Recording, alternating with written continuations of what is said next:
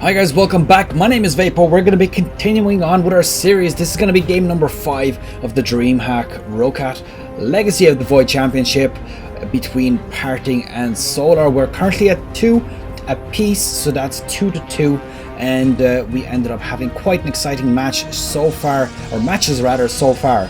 On the bottom side of Orbital Shipyard, we have PartinG. He is part of Yo Flash Wolf, and he is a Korean player playing on this is really bad a start but I'll go with it, why not. His latest win, as I said in the first episode, 2015 Dreamhack Open Tours, $10,000 won on that event, and his opponent of course is no other than Solar himself. He is playing the Zerg and he is part of team Samsung Galaxy, who is again Korean. His latest win was Dreamhack 2015 Open Stockholm, which is just a different variation of the Open Tours that PartinG won. Also won $10,000. This, of course, is the championship where I believe all the winners from the different ones, I think, are taking part, or something like that. I'm not entirely sure. I'm not that familiar with the pro scene, but I have, of course, followed it in the past quite a lot, so I'm not completely in the dark. So we're going to see here, there is quite a passive opening. As you can see here, there's nothing going on yet. There's going to be a hatchery first going down here with a little bit of a late hatchery, so it's quite interesting. Sorry, it's not a hatchery first. What am I saying? There was an early pool. I actually completely missed that with all my talking. I do apologize for that. So as you can see, a hatchery going down right after the pool, which is very interesting. So there's going to be a bit of an aggressive push here. 8 Zerglings on the way in total. Of course, he is going to spot this, and it's going to be interesting because he ended up blocking this off completely. A forge going down as well in anticipation of all those Zerglings. Of course, he needs to block this off fully. It's a bit unfortunate when somebody has to do this, but it is required. When you do not expect the Zerg rush, you do need to back off. What was there even a 13 or 14 pool here? Because that's what it looks like. These Zerglings are so damn early. Yeah, there's this one pylon down at this stage. This is already going to result in quite a heavy loss for PartinG. He is going to throw down a cannon just in case. This could potentially result in a very, very early opening here. Oh, look at this. This pylon also going to fall. This is going to be messy. He has to pull off probes. Oh my god. PartinG is going to potentially lose this to an early pool. And I really missed that. That was really, really bad on my side. So I don't know whether he wants to throw down another pylon here somehow, but this, ooh, okay, this is messy. This is very messy right now for PartinG. He has no gateway, he has no block, and he is up against Zerglings, a bunch of Zerglings, which, as you can see here, there's what, 12 of them in total. He didn't lose a single one to this. He does have a block off right now, putting down another gateway, so this is going to be a very messy one.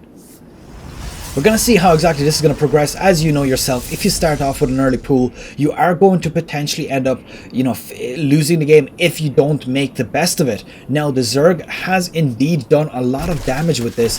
As you can see, he has destroyed both 2 pylons and a gateway out of it, and he didn't lose a single Zergling out of it. This alone costs a total of 350 minerals.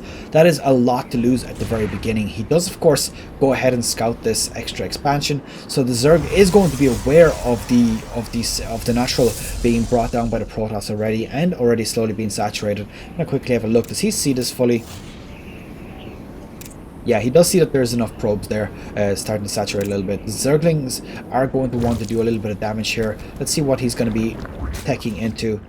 I think he's just going to try the macro on here. He's probably happy enough that he did enough damage to pretty much, force the Protoss to go very, very defensive. He did force down a cannon, so potentially the loss of this attack was between 350 and 450 minerals. I mean, obviously the cannon's not completely useless, but it does end up losing a little bit of its value.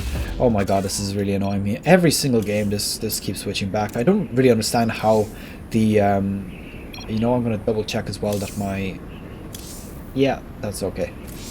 That's pretty much that. Let's go back into the game. I do apologize about that. I really have to do it after every single loading replay, because for some reason the settings always reset and I always need to resend them again. I need to figure out how to fix that.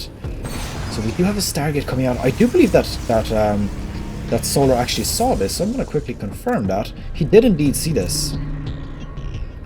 So very, very interesting. to see what he's actually going to do with this. There's an Oracle coming out quite early. There we go. We're going to see the Overlord out. Now the question is the Overlord going to be here long enough to see that it is in fact an Oracle coming out? And I do believe that he is. I mean, you can see the fact that it is an Oracle from the inside there, so he's going to definitely see that. He does back up now just to not lose that Overlord at the very start. He is going to get away safely. I don't believe that the Stalker is going to have enough damage to take him out. The Zerglings just hanging about here, just seeing possibly if there's any sneaky bases or proxies going on, but I don't think that the Solar expects this at all. Ooh, interesting. So we do have a Void Ray coming out right after the Oracle. It's going to be interesting to see how Solar responds to this. He already has the Spore Crawlers pretty much everywhere now. There's a Roach Warren Evolution Chamber coming up, so I do believe he's possibly going to start with a lot of ground units. A bit oversaturated here, but that's okay. He did end up sending them down. Very passive middle game at the moment from what I can see. Oh my god, am I really going to have to do this again? Every time. Back to the music. So here we go. Oracle not getting that much done. He does have 4 kills, which is not quite worth it. I think he wants to have about 8 or 9 before the Oracle actually pays off. Considering both the actual building time of it, the resources, and the fact that, you know, you have to, you know, spend time with the teching of it. So he does end up spotting this drone, which is very good info. As I said before, scouting is everything in this game, and he's going to put down a hatchery here, which is going to be visible pretty much straight away. So there you go. It's going to be interesting to see how the Protoss reacts to this. He's probably seen the fact that this was a drone, unless he was, of course, looking somewhere else. Gonna go around here, see that there's a Queen sitting around here. Not gonna do much. He's just gonna do a bit of reveal. Queen using her usual inject. The Oracle, I believe, is just gonna be used for scouting purposes right now. I wonder, did that Void Ray, it did actually come out, so that's interesting. He's just using it for scouting though. So Zerglings out and about. There's a base here. It's almost complete. This is not a good position for PartinG. I really have to keep this play in mind when fighting against Protoss. Good Protoss always seem to block off pretty much everything. Like if you look at this photon cannon against a bunch of Zerglings, okay, maybe about 6 or 7 Zerglings would take it out. But because it has so many buildings around it, completely blocking it off, it could potentially take 20 or 30 Zerglings before they'd actually break through the other buildings to destroy the photon cannon itself. There you go, we do have the Overseer getting taken out there just about. Getting an Adept update, so 45 extra attack damage. Oh, these Zerglings coming in here, they're not going to get very much done. They do actually get 7 probes off, so this could potentially be worth it. Actually, never mind, that's actually with the Mutalisks as well. So Mutalisks do quite a lot of damage as well. A total of 9 probes dead so far, but he is of course losing a lot of Mutalisks as well. I'm going to quickly bring up the units lost tab. 2 Mutalisks so far lost and 18 Zerglings. On the other side, 13 probes, which is quite a large number to lose, especially this early in the game. Of course, if he ended up doing more damage with that engage early on with the Zerglings, he could have potentially ended up in a GG, and it was a very, very good response from PartinG to pull off those probes. You know when you need to pull off those probes that you're in trouble, but he did that with style. He only pulled off just as many as he thought he needed, and the Zerg decided not to engage with it just in case they backfired on him. So we do have, is that a real Phoenix? That is indeed a real Phoenix. So he has 3 Phoenixes in total right now. Oh, okay, here we go. So we have Ravagers, a lot of Ravagers. Okay, this is good. This could potentially be very, very messy for the Protoss right now. He has a lot of units on his doorstep, and he doesn't have a whole lot himself. A lot of these are also Ravagers, which don't really do...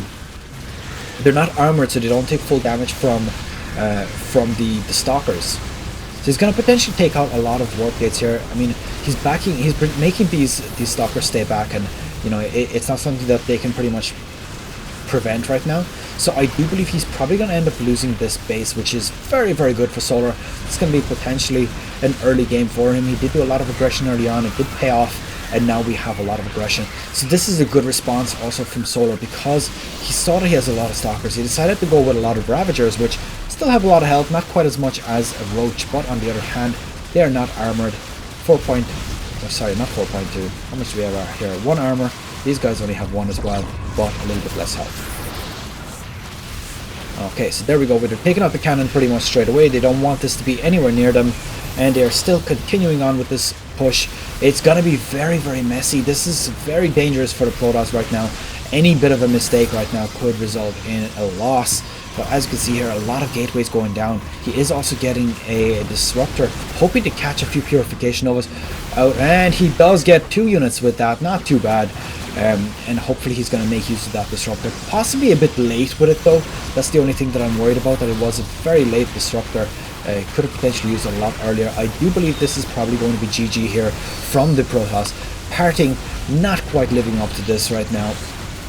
As far as I'm aware, PartinG is actually higher rated in terms of gameplay. He has a lot of a better score at this particular moment on the ladder, but neither of them have actually been playing the ladder that much. I believe they're probably just practicing in custom games and private games for tournaments and such. So as you can see, Protoss being absolutely swarmed by the Zerg, and that's pretty much standard. I mean, if you think about it, the Zerg swarms the enemy. That's exactly what they want to do. They just want to overwhelm you altogether, or of course get you with a few sneaky mutalists. So that's pretty much it. That was game number 5 from PartinG versus Solar from the Dreamhack Legacy of the Void Championship. I'll end it here. Thanks for watching, guys. If you think it deserves it, please leave it a like and share it anywhere, as well as, I don't know, add it to your favorites, something like that. And I'll see you guys in the next video. Mission number 6. Mission. It's game number 6. Take care.